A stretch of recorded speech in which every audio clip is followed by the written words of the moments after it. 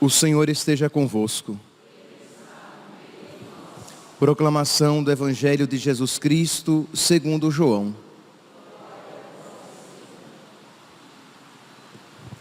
Naquele tempo, ao ouvirem as palavras de Jesus, algumas pessoas da multidão diziam: "Este é verdadeiramente o profeta." Outros diziam: "Ele é o Messias." Mas alguns objetavam: "Porventura o Messias virá da Galileia? Não diz a Escritura que o Messias será da descendência de Davi e virá de Belém, povoado de onde era Davi?" Assim, houve divisão no meio do povo por causa de Jesus. Alguns queriam prendê-lo, mas ninguém pôs as mãos nele. Então, os guardas do templo voltaram para os sumos sacerdotes e os fariseus, e estes lhes perguntaram: "Por que não o trouxestes?" Os guardas responderam: "Ninguém jamais falou como este homem." Então os fariseus disseram-lhes: "Também vós vos deixastes enganar? Por acaso algum dos chefes ou dos fariseus acreditou nele? Mas essa gente que não conhece a lei é maldita." Nicodemos, porém, um dos fariseus, aquele que se tinha encontrado com Jesus anteriormente, disse: "Será que a nossa lei julga alguém antes de o ouvir e saber o que ele fez?" Eles responderam: "Também tu és galileu? Vai estudar e verás que da Galileia não surge profeta." E cada um voltou para a sua casa. Palavra da salvação.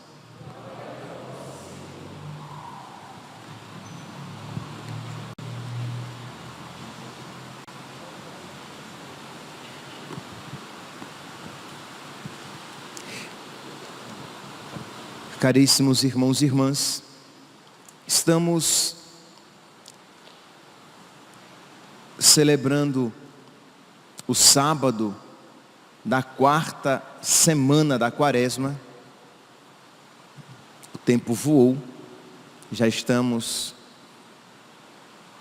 amanhã, quinto domingo da Quaresma, próxima semana, Semana Santa. Quaresma passou assim, muito bem. E nós tínhamos meditado, já no início da Quaresma, na quarta-feira de cinzas, a finalidade da Quaresma. Qual é a finalidade da Quaresma? A finalidade da Quaresma não é fazer penitência. A penitência é o meio. A penitência aqui, compreendamos os exercícios quaresmais: oração, penitência, a prática da caridade. Esses exercícios, eles são um meio para a transformação do nosso coração, para que nós nos abramos à graça de Deus, para que Ele nos transforme mais profundamente, para que aquilo que Jesus nos alcança com a sua paixão, morte e ressurreição, sejam fecundos, sejam profundamente realizados na nossa alma, para que aquilo que Jesus nos alcançou esteja ativo em mim, porque senão Jesus Cristo me alcançou muitas graças, mas por causa do meu fechamento, elas não produziram frutos na minha alma, de modo que Jesus é o Salvador. Jesus ofereceu a sua salvação a todos, mas ela foi eficaz apenas em alguns. Por quê? Porque nem todos se abriram aos frutos da salvação. Então, se nós quiséssemos aqui, numa palavra, resumir qual a finalidade das nossas práticas quaresmais, é a transformação do nosso coração, para que nós tenhamos um coração semelhante ao coração de nosso Senhor, para que nós tenhamos no nosso coração sentimentos semelhantes ao sentimento de Cristo, para que nós sejamos uma imagem fiel de nosso Senhor. Pois bem, as leituras de hoje nos dão ocasião para isso. Nós vemos aqui no Evangelho os fariseus que vão crescendo em antipatia com Jesus. Vocês podem ver que eles não buscam a verdade. Eles não querem de verdade conhecer se Jesus é ou não o Messias. Quando Nicodemos levanta a possibilidade dizendo: olha gente, será que a nossa lei julga alguém antes de ouvir e de saber o que ele fez? Eles já reagem com ira. Por quê? Porque eles já decidiram no coração deles que eles odeiam Jesus. E nós veremos, principalmente na próxima semana, que eles vão decidir já matar Jesus, independentemente do que ele faça. E é sempre interessante, meus irmãos, compreender que este coração mau, às vezes bate no nosso peito. Nós também, às vezes, decidimos odiar alguém, não obstante até as coisas boas que ela possa ter também. Mas nós nutrimos de tal maneira uma antipatia, nós nutrimos um desafeto, que nós não voltamos atrás. Quantas vezes, entre os nossos familiares, entre companheiros de trabalho, pessoas de comunidade, nós nutrimos aquela malquerência, aquele desafeto, e vamos levando, achando que isso nos concede um coração, isto é, pensando que, independentemente disso, o nosso coração continua sadio.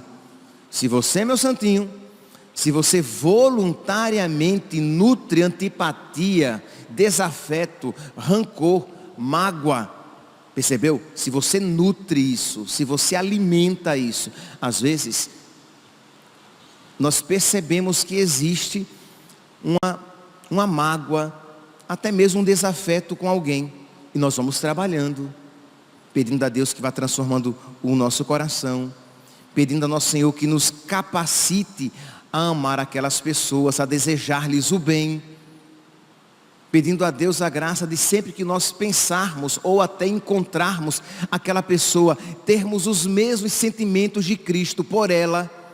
Então estamos trabalhando, está no caminho certo.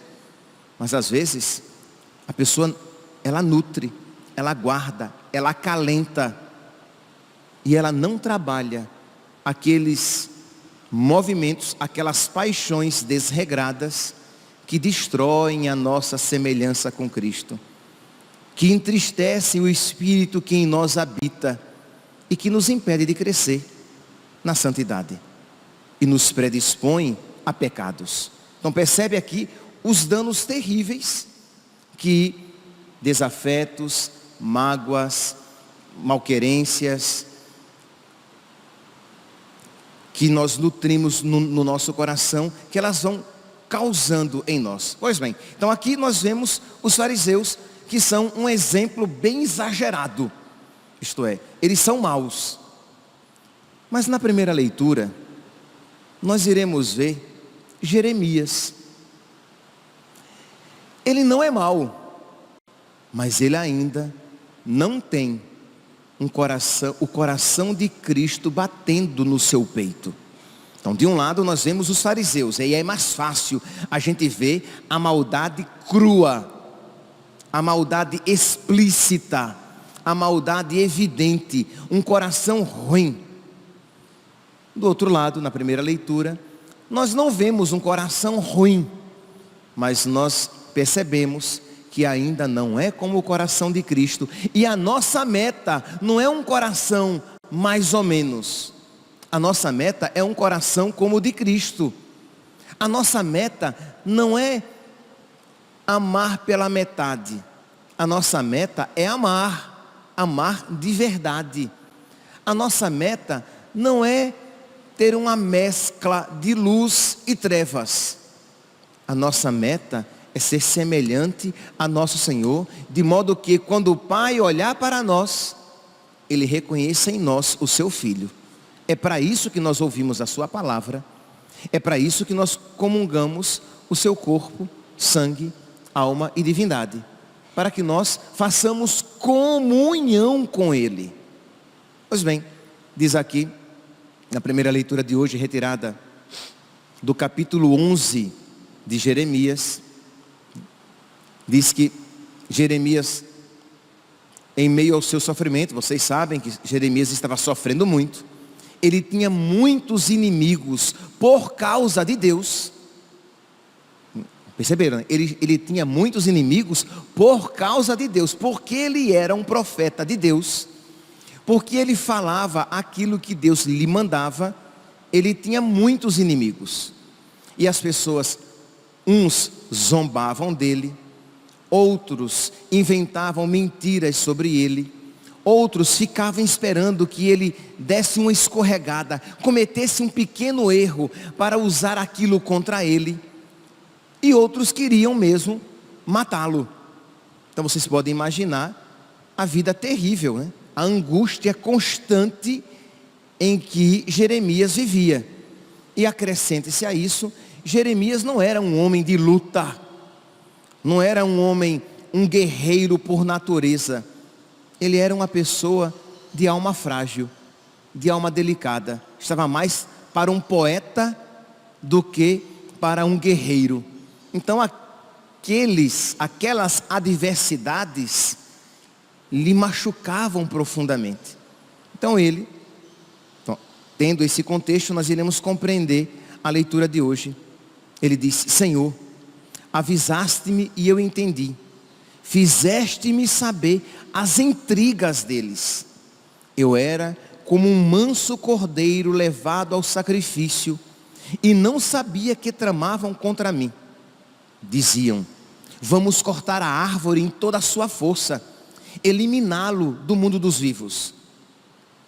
Então este era o sentimento dos seus contemporâneos, e nós podemos ver que neste ponto, como ele era parecido com Jesus. O profeta Isaías, quando cita um dos cânticos do servo sofredor, usa uma imagem semelhante a essa.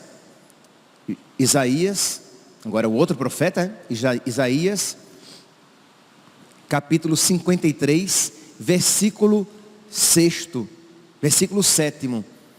Foi maltratado e resignou-se, não abriu a boca, como um manso cordeiro que se conduz ao matadouro, e uma ovelha muda na mão do seu tosquiador. Isto é, Isaías apresenta o Messias como um manso cordeiro que não abre a boca, mesmo quando lhe infligem um sofrimento. E Jeremias vai dizer isso, né? Ele diz aqui: eu era como um manso cordeiro levado ao sacrifício. Então Jeremias era semelhante a Jesus no sofrimento. Mas agora vem a dissemelhança de Jeremias. Neste ponto, ele já não é tão semelhante assim. Ele continua: e tu, Senhor dos exércitos, que julgas com justiça e perscrutas os afetos do coração, concede que eu veja a vingança que tomarás contra eles. Então ele reza no sofrimento, ele reza, ele faz a coisa certa, está correto. Ele sofre e de alguma maneira ele se assemelha a Cristo sofredor.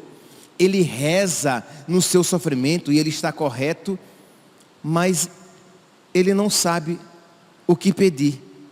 Ele reza de uma maneira, ele pede algo ilícito. Não, ele não pede algo ilícito, mas ele não pede o melhor.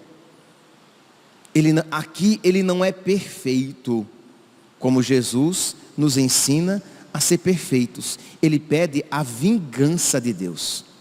Que a tua justiça, Senhor, venha sobre ele. Concede que eu veja a vingança que tomarás contra eles, pois eu te confiei a minha causa. Para que vocês compreendam o estado de espírito de Jeremias, isto é, como este homem estava sofrendo, vocês podem pegar depois Jeremias capítulo 20, a partir do versículo 7º, E ele vai dizer: eu sou objeto de risão o dia inteiro, isto é, de zombaria. As pessoas riem de mim, e riem dele por quê? Porque ele insiste em falar em nome de Deus, a palavra de Deus. Como às vezes também acontece com muitos, quando ousam pregar o evangelho para o mundo atual, e o mundo ri dos seus pregadores. Pois bem, eu sou objeto de riso o dia inteiro, todos zombam de mim. Cada vez que eu falo, é para proclamar a aproximação da violência e da devastação. E dia a dia a palavra do Senhor converteu-se para mim em insultos e escárnios. Isto é, ele prega, mas as pessoas o insultam e dele se escarnecem. E aí ele entra nessa crise, versículo 14, e diz: Senhor, maldito o dia que eu nasci, nem abençoado seja o dia em que minha mãe me deu à luz. Isto é, maldito o dia do meu aniversário, o dia do meu nascimento. Maldito o homem que levou a notícia para o meu pai. Eu sempre digo, coitado, gente, o homem não tinha nada a ver com a história.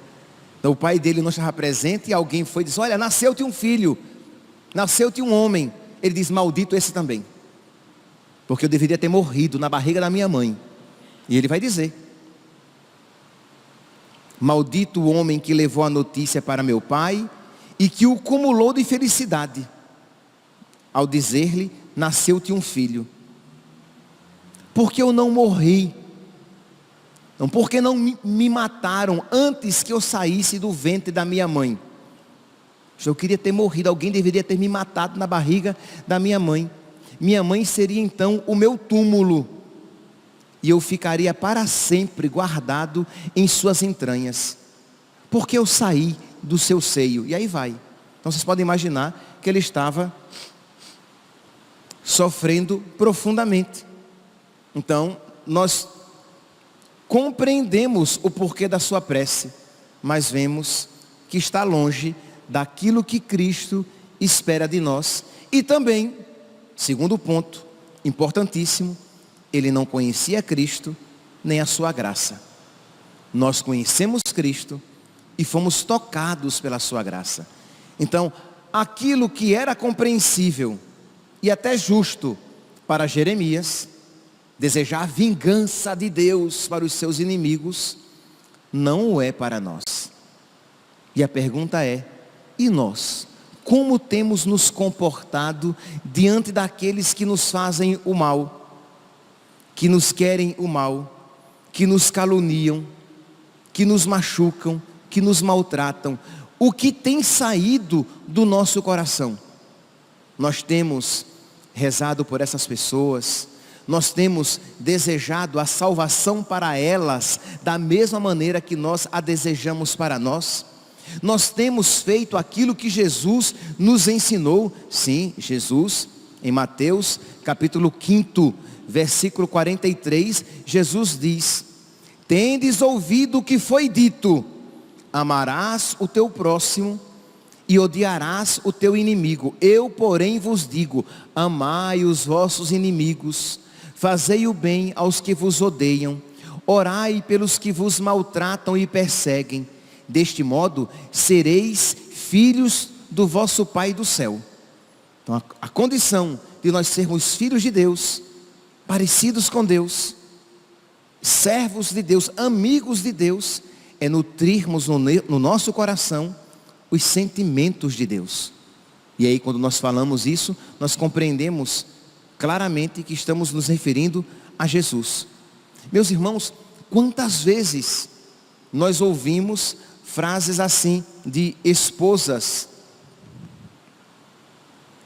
e maridos, né? Tanto faz, que desejam a morte do seu companheiro, da sua companheira, porque lhes machuca. Eu não estou desmerecendo, nem fazendo de conta de que a pessoa não está sofrendo, mas minha santa, será que desejar a morte do seu marido é de verdade a solução para os seus problemas? Ou no final das contas você está tendo um coração pior ainda do que o dele?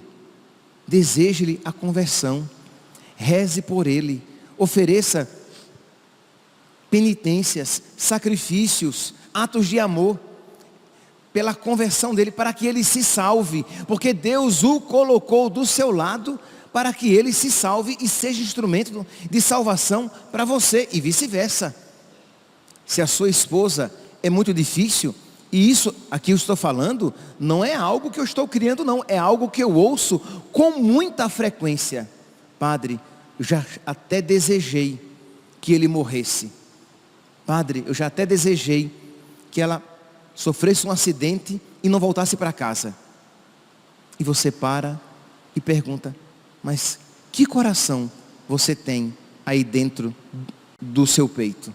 É um coração semelhante ao coração de Cristo? E pelo amor de Deus, eu espero que vocês não fiquem ouvindo isso com escândalo, estupefatos, oh que coisa horrorosa, sem aplicar isso a vocês, tá? Isso acontece conosco. Nós tendemos a desejar a morte dos nossos inimigos. Eu já falei aqui para vocês quantas vezes eu não ouvi aqui, nesta igreja, pessoas que desejam a morte deste ou aquele político, ministro do STF e companhia. É a mesma coisa. O seu coração está perdido.